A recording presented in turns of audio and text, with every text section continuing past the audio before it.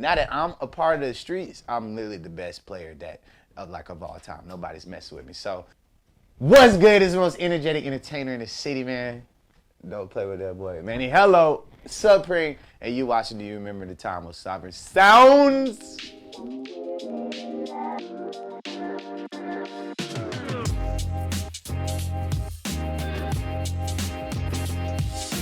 So this is about the time I lost a bet. So basically, what happened was, last year, I say around September, like the middle of September, I just got on the streets 945. Shout out to the number one hip hop radio station in the world. You dig what I'm saying? And I was an intern at the time, man. I was getting real acquainted with everybody, you dig what I'm saying? And with me, if you know Manny, regardless of whether I can do something, whether I'm good at it or not, I'ma talk my trash, so whether it seems like I know what I'm doing or not. So there's a radio personality by the name of the GOAT, my big bro, Fly Guy DC, and him and Ferrari Simmons, major shout out to my boy Ferrari as well.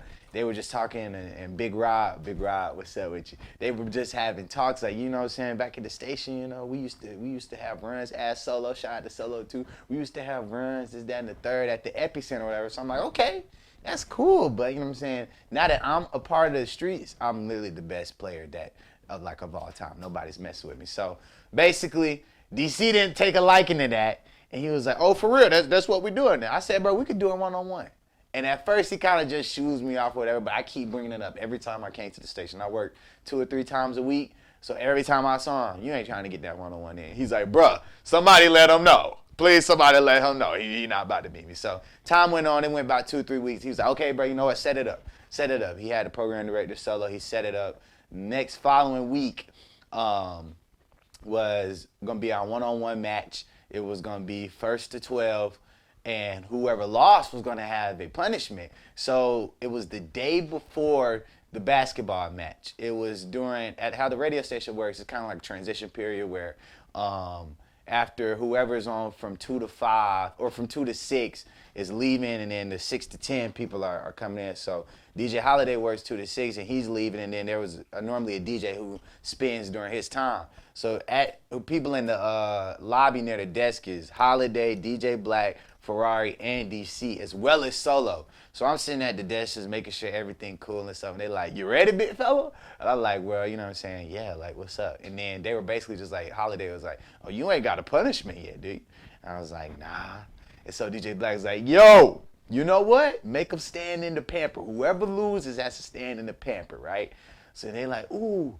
And then Ferrari like, you go to Georgia State, right? That's up the street."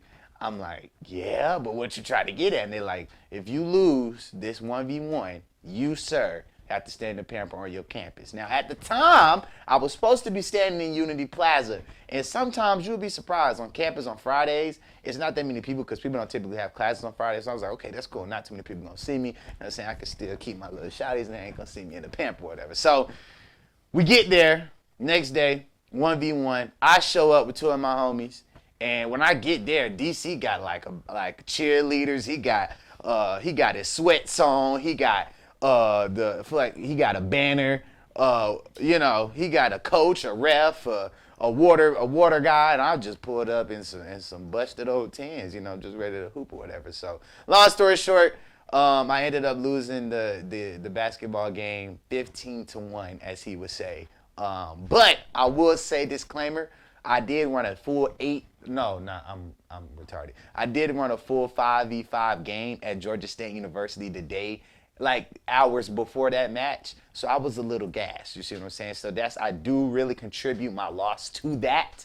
But I still lost. I took it like a champion. So after the match was over, they're like, "So what is gonna be?" So either I was gonna wear the diaper on my campus or lose my job. They finna embarrass you. You finna be on 75 and a diaper. And I was not about to lose my job. So, like my boy Kanye say, all publicity is good publicity. It was in the long term. That's how I really kind of got my name around, and people started knowing me from, calling me Manni and the Pamper. One of my homeboys actually has made it worse. He was like, "You know what? You should make him stand at the racetrack." Because the racetrack had just opened. If you don't know what the racetrack is in the city, then you're obviously not from Atlanta. But so on John Wesley Dodge, right in the heart where all the dorms is at, and I had to stand there for 94 minutes in 35-degree weather. So that was the time I lost a bet.